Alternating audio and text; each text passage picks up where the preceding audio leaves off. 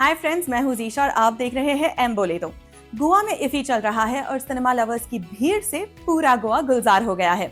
हमने भी वहां कुछ शूट किया है जो जल्द ही आपके सामने होगा, लेकिन उससे पहले आइए सिनेमा की ताजा तरीन खबरें जानते हैं। गोवा में चल रहे इफी यानी international film festival of India में लगातार फिल्मों के प्रीमियर शोज दिखाए जा रहे हैं। इसी कड़ी में बोमन ईरानी और अविनाश तिवारी की फिल्म द मेहता बॉयज का यहाँ प्रीमियर हुआ। फिल्म में इन दोनों कलाकारों के अलावा श्रेया चौधरी और पूजा स्वरूप जैसे कलाकार होंगे। फिल्म जल्द ही Amazon प्राइम पर स्ट्रीम होगी। एक्ट्रेस कृति सैनन अपने नेटफ्लिक्स मूवी दो पत्ती का अब तक प्रमोशन कर रही है। इसी कड़ी में वो इफी गोवा भी पहुंची। यहाँ उन्होंने नेपोटिज्म पर बात की और इसके लिए फिल्म इंडस्ट्री से ज्यादा ऑडियंस और मीडिया को जिम्मेदार बताया।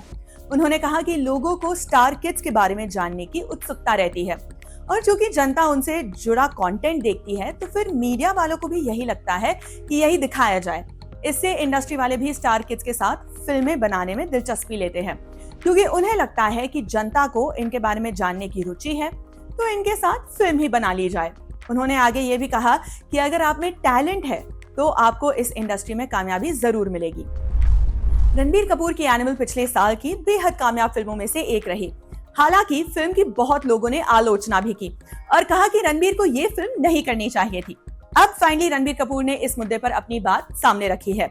हाल ही में इफी गोवा पहुंचे थे और वहां उनसे एक दर्शक ने एनिमल से जुड़ा सवाल पूछा कि क्या रणबीर कपूर अपनी फिल्मों में हिंसा को ग्लोरीफाई कर रहे हैं। रणबीर ने जवाब देते हुए कहा कि मेरे लिए अलग अलग जॉनर्स की फिल्मों में डिफरेंट किरदार निभाना सबसे महत्वपूर्ण है। उन्होंने ये भी कहा कि आर्टिस्ट को स्टोरीज का चुनाव करते वक्त थोड़ा माइंडफुल जरूर होना चाहिए, लेकिन उसे अलग अलग चीजें भी एक्सप्लोर करती रहनी चाहिए। आगे उन्होंने ये माना कि ये एक्टर्स की जिम्मेदारी है कि वो ऐसी फिल्में लेकर आए जो समाज में पॉजिटिव चेंजेस लेकर आए। पिछले कुछ दिनों से दबी जुबान में कहा जा रहा था कि पुष्पा 2 के म्यूजिक डायरेक्टर देवी श्री प्रसाद उर्फ डीएसपी की फिल्म के प्रोड्यूसर से बन नहीं रही थी। उन्हें साइडलाइन किए जाने की भी खबर थी। अब उन खबरों की पुष्टि खुद डीएसपी ने कर दी है। पुष्पा 2 के चेन्नई में हुए इवेंट में डीएसपी ने बिना किसी लाग लपेट के कह दिया प्रोड्यूसर्स को उनसे बहुत शिकायतें हैं। उन्होंने ये भी कहा कि चेन्नई के उस इवेंट में उन्हें 20 से 25 मिनट तक बैक स्टेज रोक कर रखा गया। जब किसी सॉन्ग स्टेज पर बजने लगा तब वो भागते हुए पहुंचे। सुनने में ये भी आया है कि पुष्पा 2 के मेकर्स फिल्म के बीजीएम के लिए दूसरे कंपोजर्स के पास पहुंचे थे। देखते हैं इस मामले में क्या डेवलपमेंट होती है। आने वाले कुछ दिनों में दो प्रोमिनेंट साउथ इंडियन फिल्में ओटीटी पर स्ट्रीम होने वाली है। इनमें से पहली फिल्म है शिवकार्तिकेयन और साई पल्लवी की अमरन। बॉक्स ऑफिस पर बढ़िया प्रदर्शन करने के बाद अब अमरन 5 दिसंबर से नेटफ्लिक्स पर देखी जा सकेगी। इसके अलावा नेटफ्लिक्स पर ही दुलकर सलमान की लकी भास्कर भी आने वाली है। इस फिल्म को भी दर्शकों का भरपूर प्यार मिला था। लकी भास्कर 28 नवंबर से देखी जा सकेगी। अनुराग कश्यप उन बदनसीब फिल्मकारों में से एक है जिनकी डेब्यू फिल्म कभी रिलीज ही ना हो सकी। फिल्म का नाम है पंच। इसके अटके रहने की मेजर वजह थी भारत का सेंसर बोर्ड। सीबीएफसी को इसमें ड्रग अब्यूज, हिंसा और खराब भाषा नजर आई थी और उन्होंने लंबे समय तक फिल्म को सर्टिफिकेट ही नहीं दिया। फिर लड़ झगड़ कर जब सर्टिफिकेट मिला भी तो फिल्म पोस्ट प्रोडक्शन में फंस गई।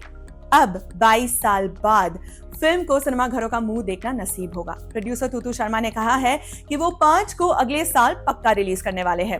फिलहाल फिल्म को रिस्टोर करने का प्रोसेस शुरू हो चुका है और 6 महीने के अंदर ये फिल्म रिलीज कर दी जाएगी। 5 फिल्म में के मेनन, आदित्य श्रीवास्तव, विजय मौर्य और तेजस्विनी कोल्हापुरी जैसे एक्टर्स ने काम किया है। फिल्म 70 के दशक में हुए जोशी अभ्यंकर मर्डर केस की भयानक घटना पर आधारित है। तो ये था आज का खबर सिनेमा एपिसोड। रोजाना खबरों का ऐसा कॉम्पैक्ट कैप्सूल पाने के लिए आप देखते रहिए खबर सिनेमा और एम बोले तो। टाटा।